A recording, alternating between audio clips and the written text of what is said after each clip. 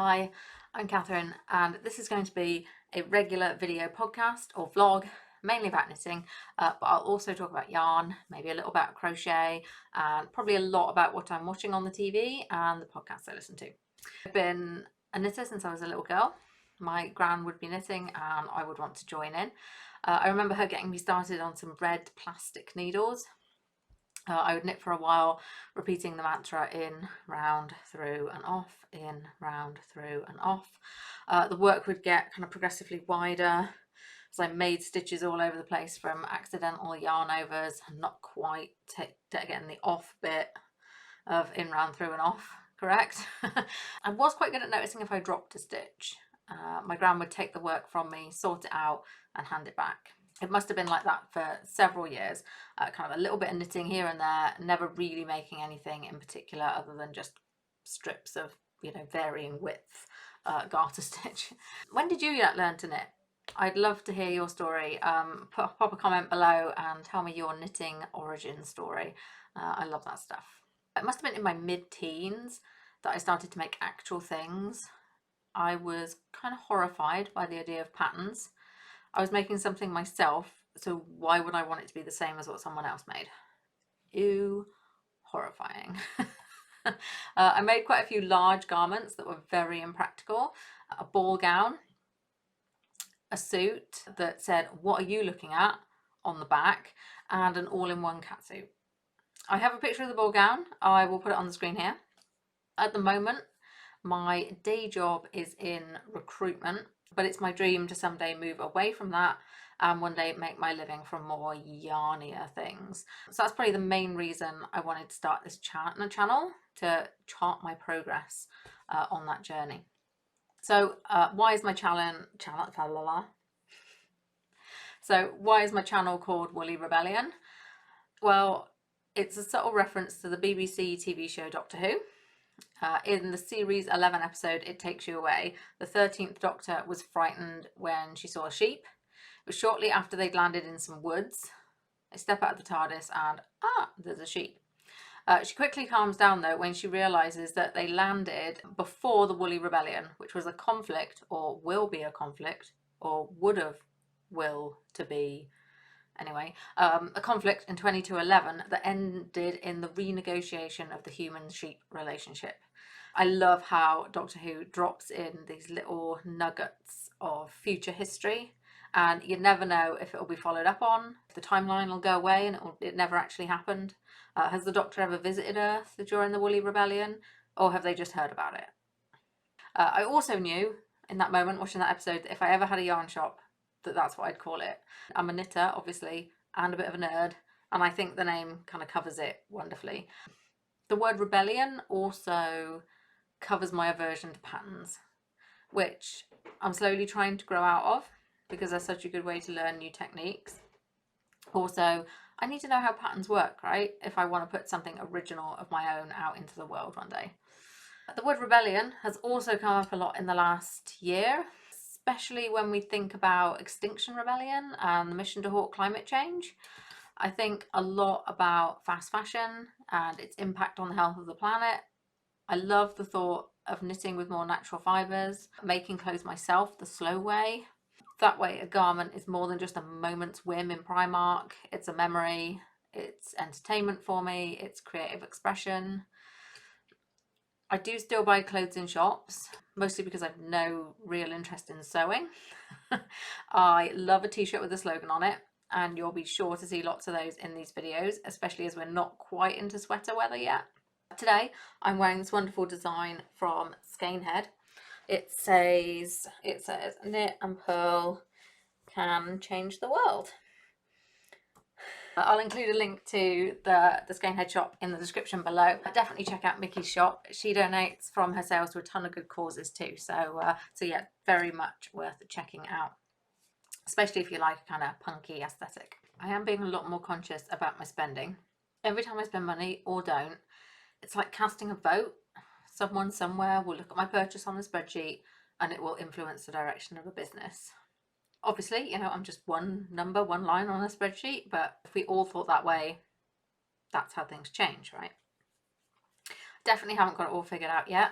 and I'd love to get your thoughts. So, you know, another one, if you want to add a comment below, I would love to know your thoughts around fast fashion and the health of the planet.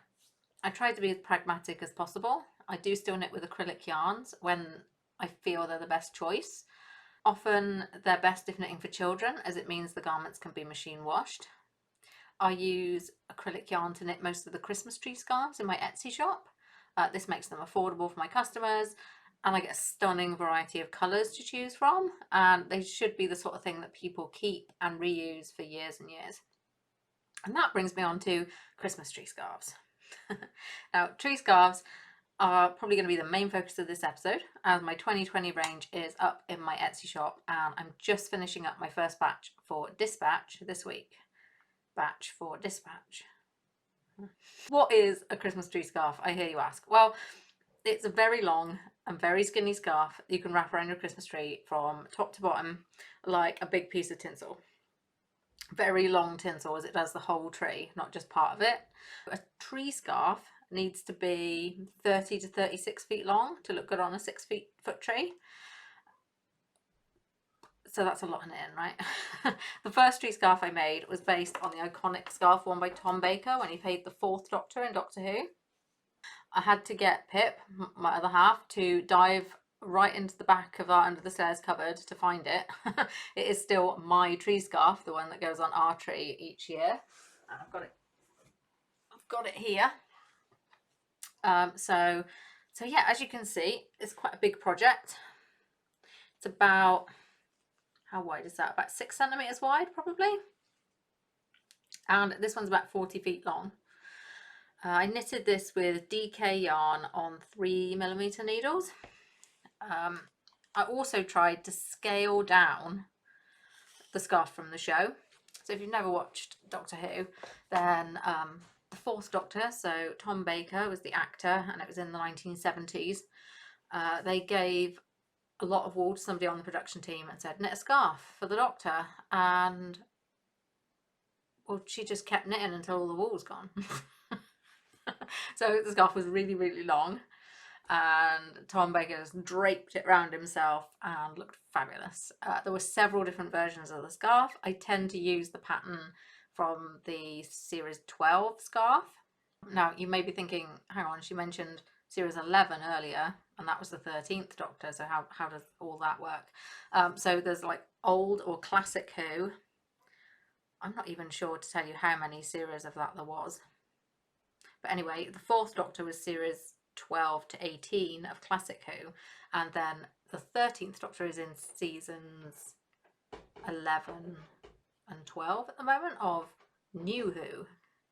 New Who. Anyway, it doesn't matter if you're not a Doctor Who fan, right? There was just a really long scarf in the show one time, and I tried to knit a small scaled down version. So obviously it's a lot longer, even with scaling it down. This is still longer than the original scarf, so I would just knit the pattern over and over and over until I had it long enough for my tree.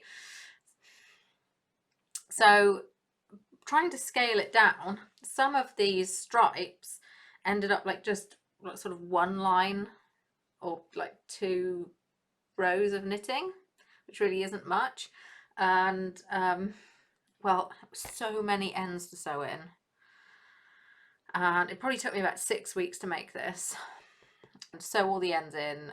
It's a real long one. It comes in at about 40 feet. While I was close to finishing, I did think that I could have knitted it in several different time-saving ways.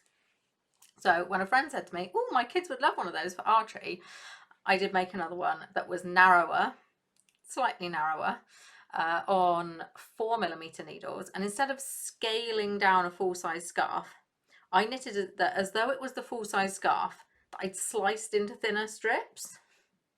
So the impact of that was that the stripes were a bit longer, but I think it also led to it actually looking more recognizable. So once I'd knitted this new version, I thought, I kind of like this. So I took some photos and listed it on Etsy to see if anyone else would like one. I think I sold the first one in 2015. And then I sold a couple more the year after, and you know, year after and year after. Let me show you what the current one, Doctor Who scarves look like. So there's two versions, well actually there's three versions of the Doctor Who scarf available in my Etsy shop at the moment. This is the current version of the Doctor Who scarf. This is in acrylic yarn. Some of the colours aren't exactly as I would like them. I missed an end. Look at that. I mustn't dispatch that without sewing that in. So yeah, some of the colours aren't exactly as I would like them, but yeah, this is kind of the acrylic current version. So as you can see, the colour sections are longer, and it comes in at about 36 feet. I think this one's actually a little bit longer. I got carried away knitting it, and it takes me about 2 weeks. So that's 2 weeks of knitting if I'm kind of sitting watching the TV knitting. So I might have another project on the go at the same time, but this is my kind of mindless, I'm watching telly knitting, and it lives on the sofa with me. I never really bring my tree scarf knitting in here into my craft room. It just sits on the sofa and I work on it while I watch TV. Really, all the tree scarves are just me monetizing the time that I'm sitting on the sofa on my butt, really. So yeah, that's the acrylic version. And then this is the 100% wool version. I would like to move more towards natural fibres, but it costs more. So the actual cost of the yarn for the acrylic one is only about £7. So if I buy the acrylic yarn at retail price, about £2 a ball for 100 grams, it's about 350 grams of yarn, so it's about £7. This is more like £8 for 100 grams of yarn, and I think it works in slightly heavier, but it feels lovely and it looks more screen accurate. I love the look and feel of it in the 100% wool, but obviously this one is more expensive, but I do love it. I haven't sold a wool one yet, but I hope to at some point. Hopefully somebody will fall in love with it. I hadn't taken pictures of the wool one for the longest time, but I will be adding those to the listing on Etsy shortly. So that will probably help with the cause, won't it? Okay, so what happened next? Oh, no, I haven't shown you the third version of the Doctor Who scarf. I hope it's easily accessible to me, otherwise this is going to be tricky. So this is secret option C for the Doctor Who scarf. So, as I said, Tom Baker was the Doctor from series 12 to 18 of the classic Who. So in season 18 he wears a different scarf, which is kind of purple, red and orange.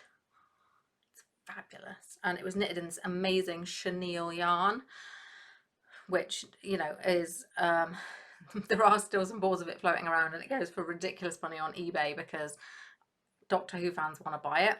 So I have made this. It's just an acrylic because it's for a Christmas tree. It's not for a cosplay. But I really love this design. No one has bought this one yet, but it is one of my faves personally. But yeah, it's a little niche, I think. You know, even if you're a huge Doctor Who fan, I think you'd probably want to go for the one that everyone would recognise. So yeah, this one maybe was a little bit of self-indulgence on my part knitting this one, but maybe someday somebody will want it and we'll buy it from my Etsy shop. So yeah, that's secret Doctor Who scarf number 3.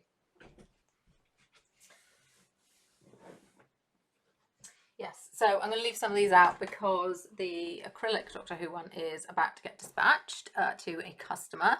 I also have a couple of others which are on the way to getting dispatched. But yeah, so yeah, what other scarves am I making? Right, okay. What other scarves am I making? This is a good question. Yeah, it must have been 2016, I think. So I prototyped a tree scarf based on a fictional wizard school. That one sold as fast as I could make them. They've been my top seller ever since then. This year, following the kind of transphobic outpouring from the franchise creator, I'm discontinuing those designs. I have 3 of them already made, and I've got those listed in my shop. All the profits will go to Gendered Intelligence, a community interest organisation whose objective is to deliver arts programmes and creative workshops to trans youth across the UK. Anyway, Aside from that, I've made tree scarves based around pride flags, football teams, and even the lines of the London Underground. I was quite surprised to sell that one to somebody in the United States. They bought it as a wonderful reminder of a holiday in London. So that was a wonderful surprise. I thought I would probably sell it to a train geek, a train spotter or somebody, but nope. That one was great fun, but a lot of work. It was 13 or 14 stripes, lots of changes in colour, lots of anguish over have I chosen the best yarn to represent each line of the London Underground. If you're not familiar with the London Underground tube map, do Google it because it's beautiful, a wonderful piece of design. My latest design for 2020 is a tree scarf based on the intersex pride flag.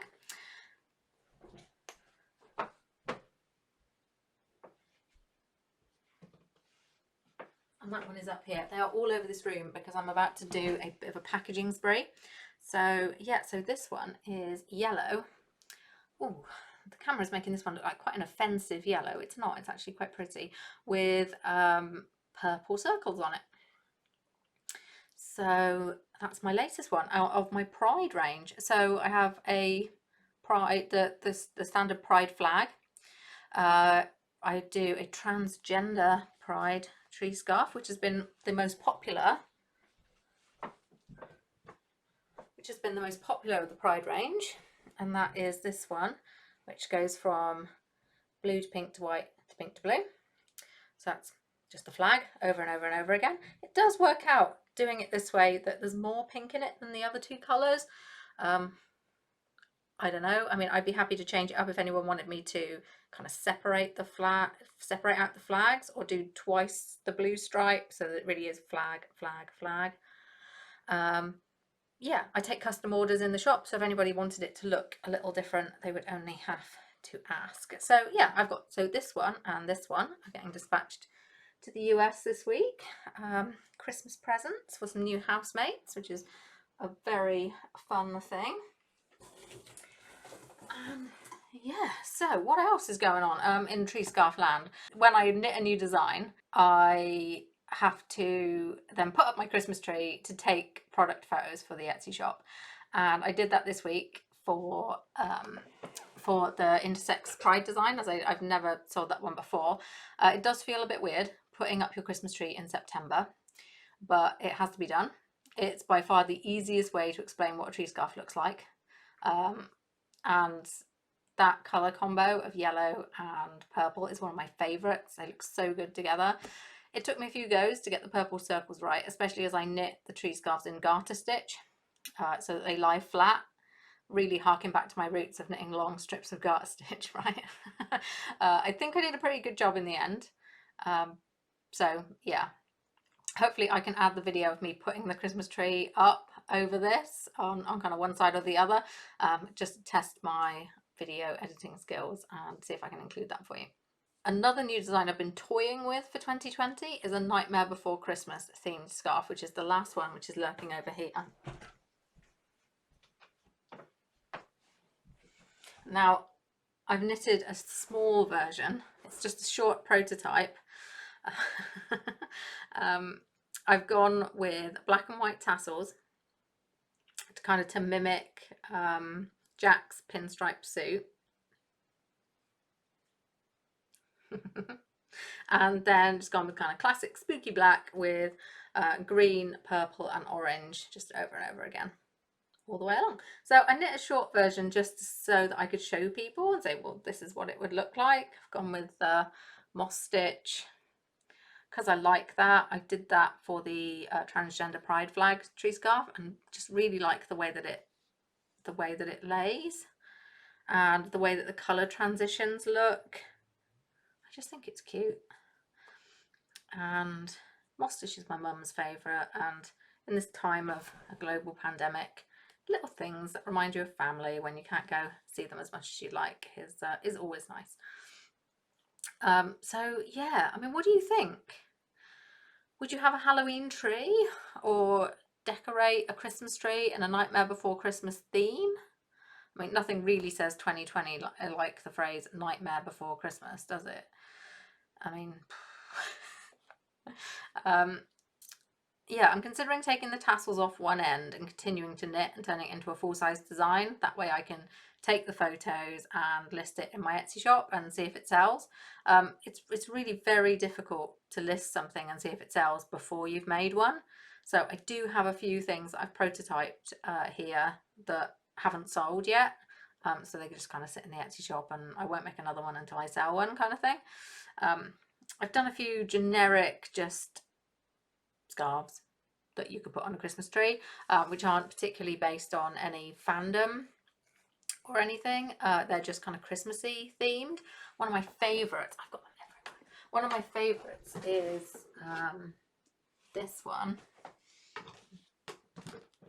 Hopefully I can pull it out without totally destroying it being all wrapped up. Yeah, this one is one of my favorite kind of generic Christmas designs. I call it gingerbread. So it's just stripes. It's like big blocks of this like gingerbread biscuity colour with then white with some colour in between the white stripes.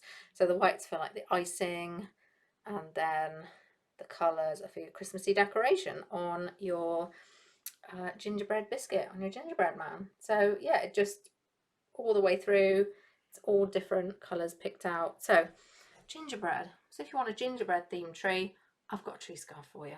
It's waiting right here.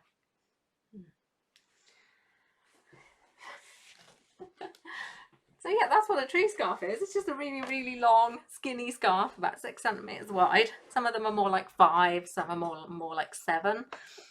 So depending on the design as to how wide I end up knitting it.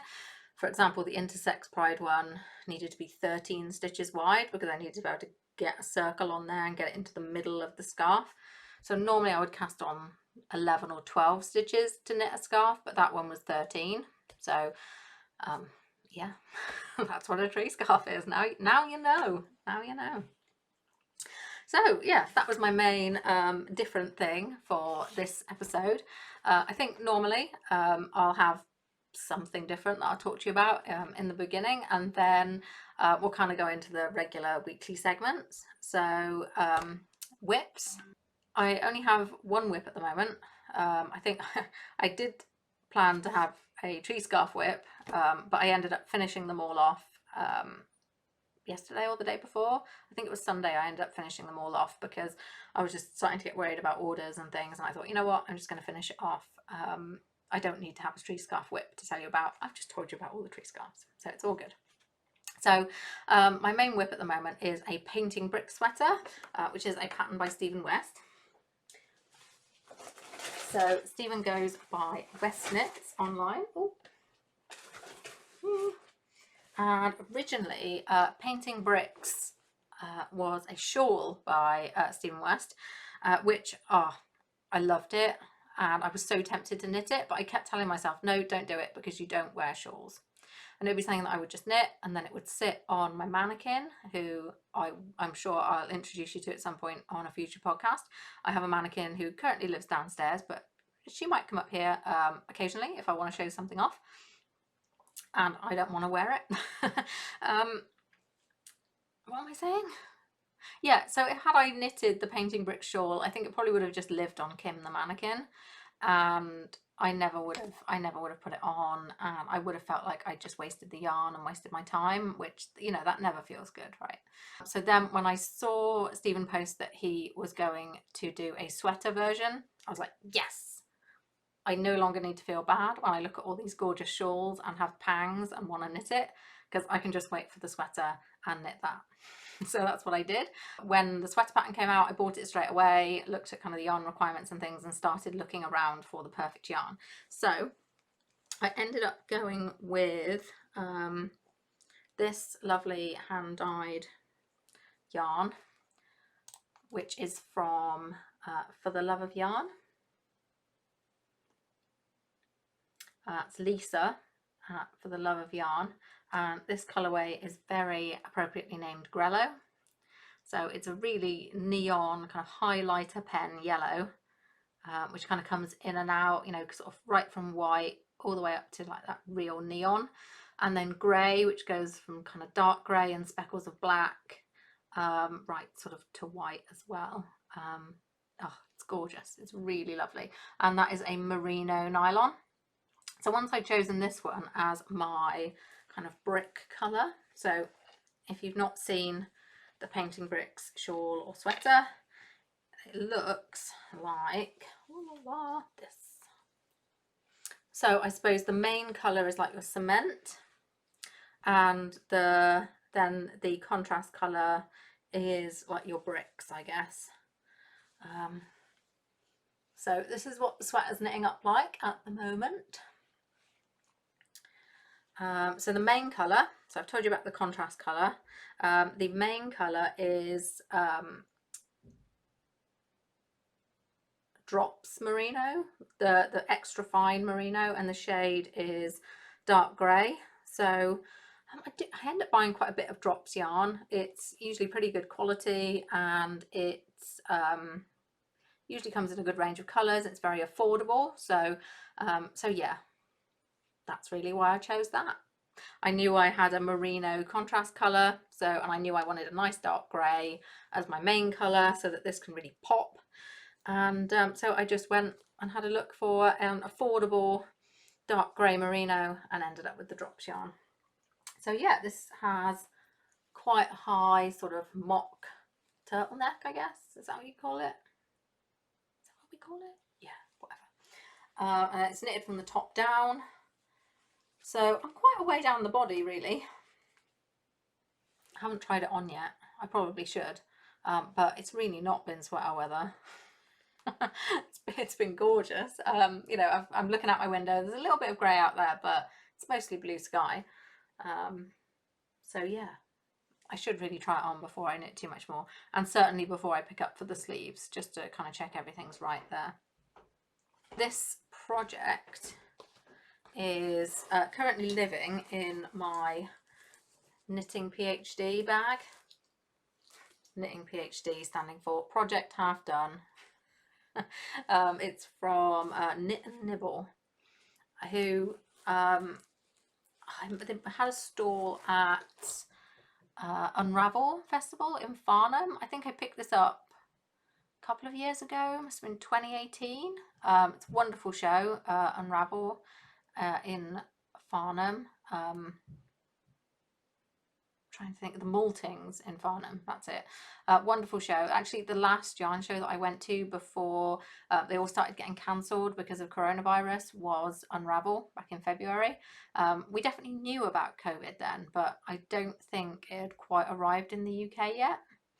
Anyway, when I bought this bag, my partner Pip was sort of well into a PhD at the time, and I just thought this was a good joke, you know, that I had a PhD in knitting, because I had lots of half-done projects.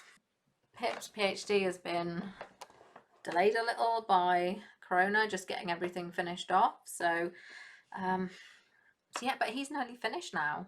I think if it wasn't for the virus, he would be all finished. So time has really flown by on that one. I'm knitting the Painting Bricks sweater here on... What am I knitting this on? Oh yeah, Smart Sticks needles from Knit Pro. If you've not seen these Smart Sticks needles, the needles have, like, they change colour, they have stripes. So every 2 centimetres on the Knit Pro ones, and I think it's every inch on the Knitter's Pride. It changes colour so that you can do quick measurements of your work.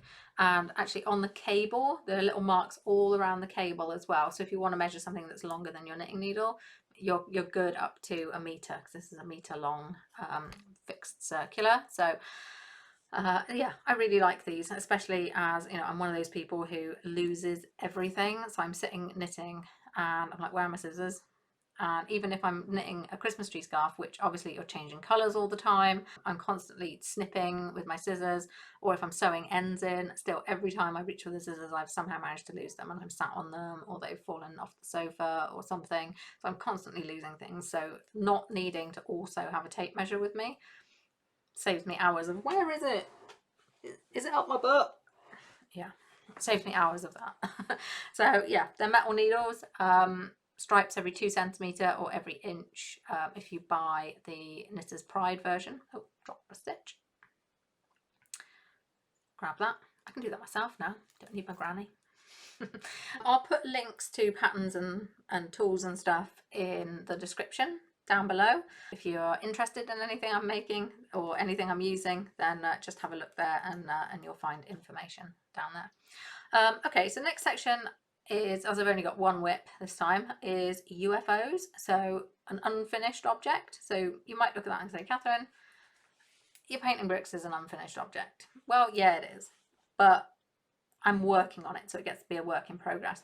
An unfinished object is one of those things that I've got frustrated with and put it down and not finished it. So yeah, a UFO, I've got a couple of these right now. The first one is the Unity sweater, a pattern by Danny Sunshine. I finished knitting this like right back at the start of lockdown, but I still haven't blocked it, so I'm counting it as a UFO. I love this sweater.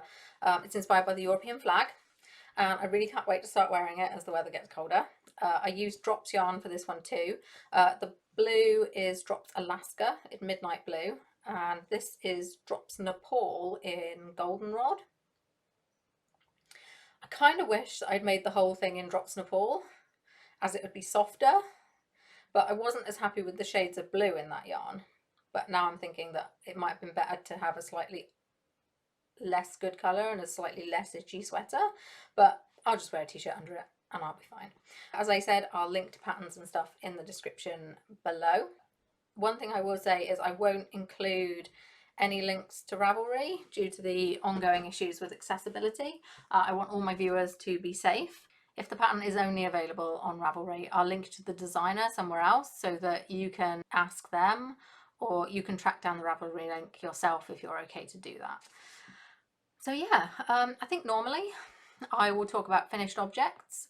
Normally, yeah, but I think the most recent one I have is the Intersex Pride scarf that I've already shown you. When it comes to new purchases, I don't think I've had any new purchases this week, so nothing to show you there. There are a few things new in the Woolly Rebellion shop.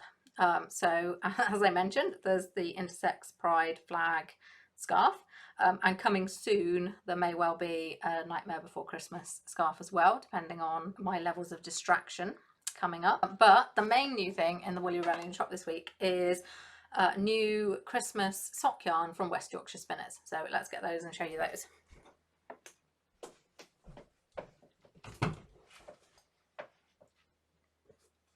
I have a cupboard of wonder at the back of my office. Right. So what do we got? So you might already have seen some of these. So this one's called Candy Cane. The West Yorkshire Spinners signature 4-ply is a lovely sock yarn. They do it in loads of different self-striping patterns and lots of different complementary colours. So I already stock some of their Country Birds range and their Spice Rack range in the Woolly Rebellion shop, which is just on Etsy at the moment, but one day it will have its own website. And yeah, so Candy Cane I think is their original Christmas colorway, correct me if I'm wrong, and it stripes through red, green and cream, which looks very festive. I do have a pair of socks on the needles in this. I guess that's a UFO, but I'm thinking I might rip them out and start again. I might lit some for Christmas for people, but yeah, that's their original colour. Then came, was Hollyberry next? Or was it Robin? Because Robin kind of goes with Christmas and it goes with the Country Birds. I think that one's more recent. I think next was Hollyberry. Then we had Robin. And what was Fairy Lights, one of the originals? Who even knows? But this year, this one is new. It's called Silent Night, along with Fairy Lights. Both of them now have sparkle. So yeah, you can see that sparkle. Sparkle. So yeah, these sock yarns are delicious. They are 75% wool and the rest is nylon.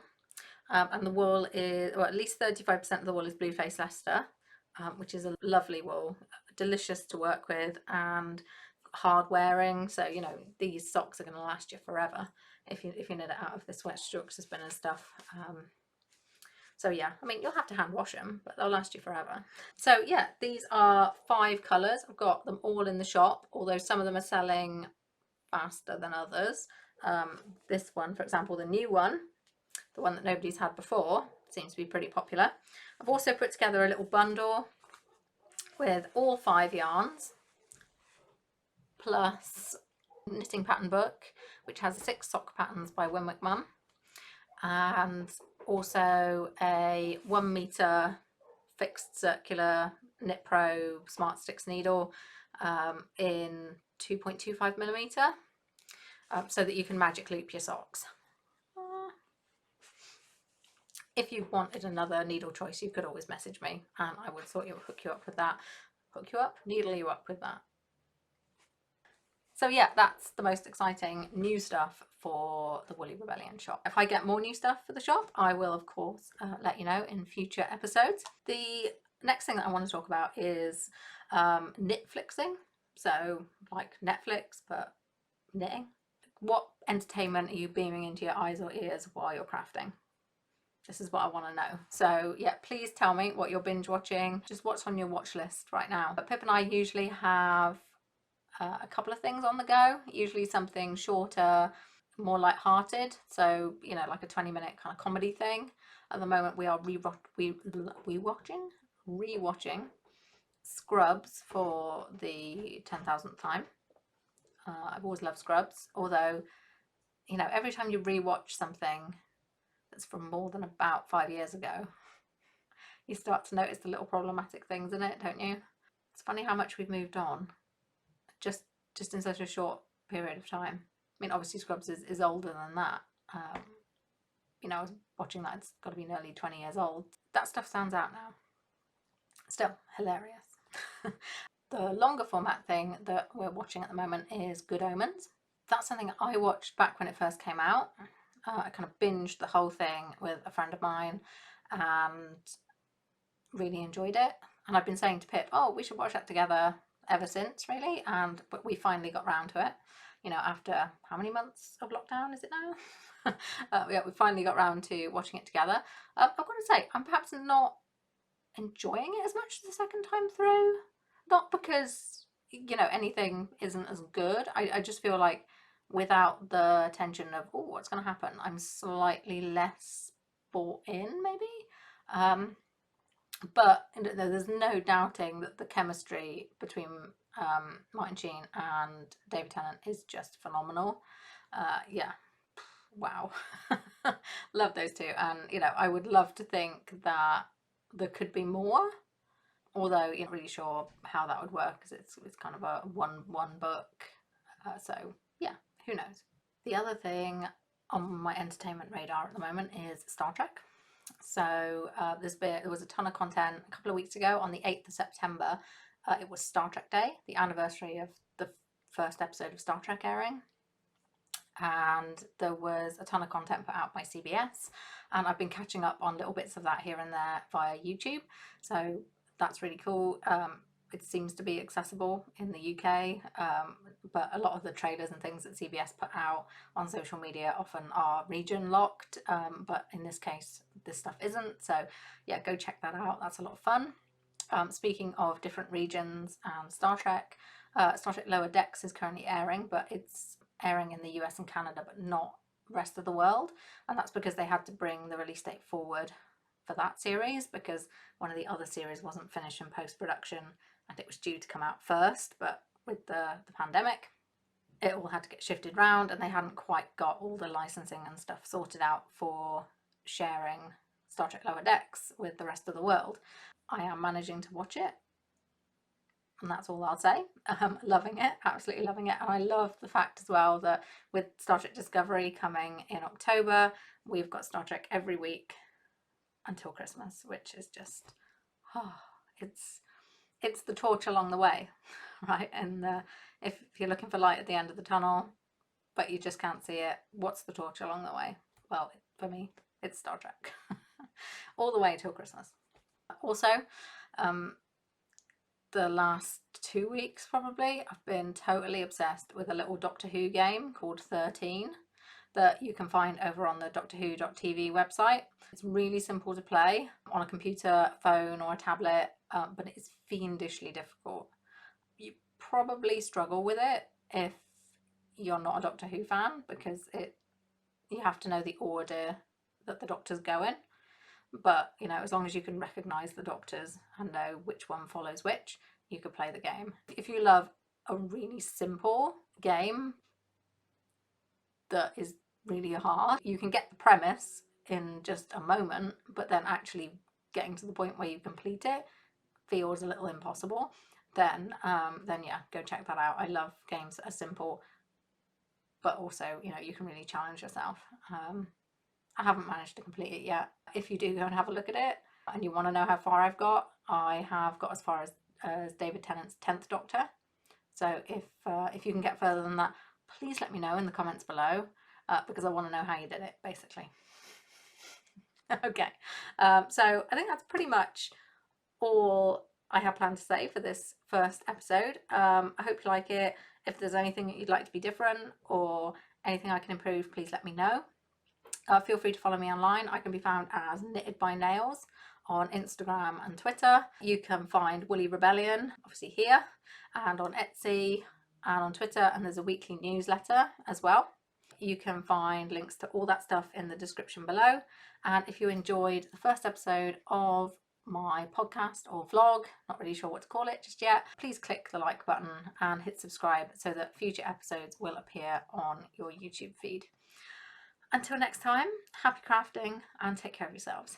Bye.